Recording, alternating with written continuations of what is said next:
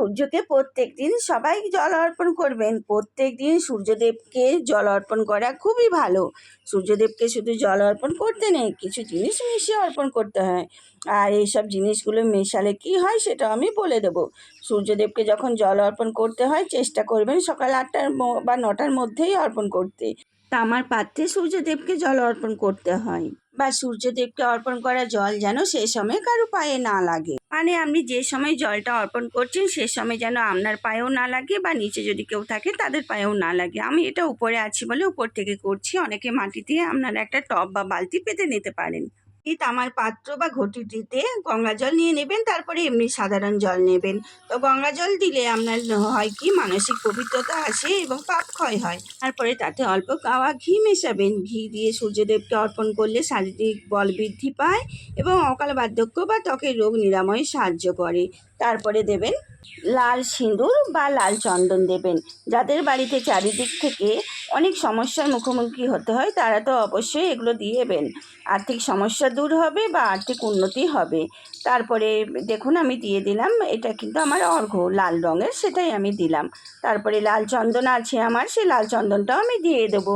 কারণ লাল চন্দন আপনাদের যদি গুঁড়ো থাকে সে গুঁড়োটাও দিতে পারেন। আমার কাছে গুঁড়ো নেই তাই আমি গুঁড়োটা দিলাম না। লাল চন্দনটা আমি কিন্তু গঙ্গা জলে গুলে নিয়েছি, তারপরে এখানে দিলাম। এই সবই মনে ভক্তি আর বিশ্বাস সহযোগে করবেন, তাহলে খুবই উপকার পাবেন।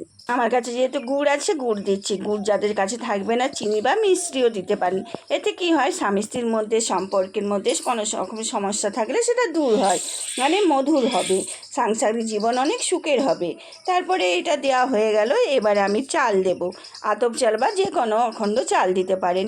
চাল দিলে আতপ চাল বা যে কোনো চাল দিলে কি হয়, আমাদের হিন্দু ধর্মের চাল হলো পবিত্রতার প্রতীক, তাই অর্ঘ্য হিসাবে নিবেদন করবেন।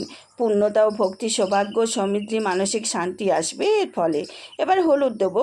তো বলবেন হলুদ কেন দেবেন? না, সূর্য বা রবি গ্রহকে শক্তিশালী করতে হলুদ রং ব্যবহার করা হয়, তাই সূর্যদেবকে হলুদ গুঁড়ো দেবেন। আর তারপরে সূর্যদেবকে কিন্তু লাল রঙের জবা বা লাল জবা যদি নাও থাকে অন্য যে কোনো লাল রঙের জবা ফুল দেবেন। এইভাবে কিন্তু করতে হবে হাতটা।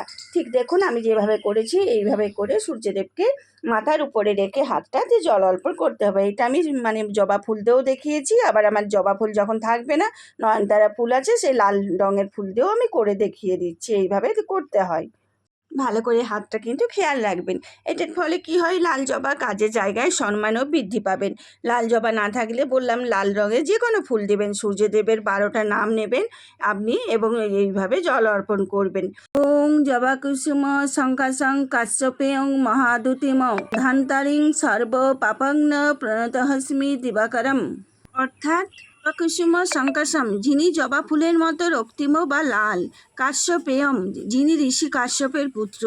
মহাদ্যুতিমম, যিনি পরম তেজস্বী বা উজ্জ্বল। ধান্তারিং, যিনি অন্ধকারের শত্রু বা বিনাশকারী। সর্ব পাপাঙ্গং, যিনি সমস্ত পাপ বিনাশ করেন। প্রণত হস্মি দিবাকারম, সেই দিবাকর বা সূর্যদেবকে আমি প্রণাম করি, এটাই এর অর্থ।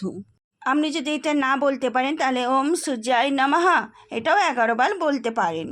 সূর্যদেবকে প্রণাম করে বলবেন, হে সূর্যদেব, আমার কোনো রকম ভুল ত্রুটি হলে আমাকে ক্ষমা করো এবং আমাকে সঠিক পথ দেখাও, এবং আপনি আপনার মনস্কামনা বলতে পারেন। পরে আপনি যে সূর্যদেবের জলটা যেখানে যদি থাকে আপনি এই জলটা নেবেন। আপনার প্রথমে নেবেন কপালে 3 বার, তারপরে নেবেন গলাতে 3 বার এবং মাথায় 3 বার নেবেন, দিয়ে প্রণাম করবেন। এটা আপনার আরও ভালো হবে। এইভাবে রোজ সূর্যদেবকে জল অর্পণ করবেন। কোনো রকম ভুল ত্রুটি হলে ক্ষমা করবেন। সবাই ভালো থাকবেন, সুস্থ থাকবেন ও সবাইকে ভালো রাখবেন। পুরোটা দেখার জন্য অসংখ্য অসংখ্য ধন্যবাদ।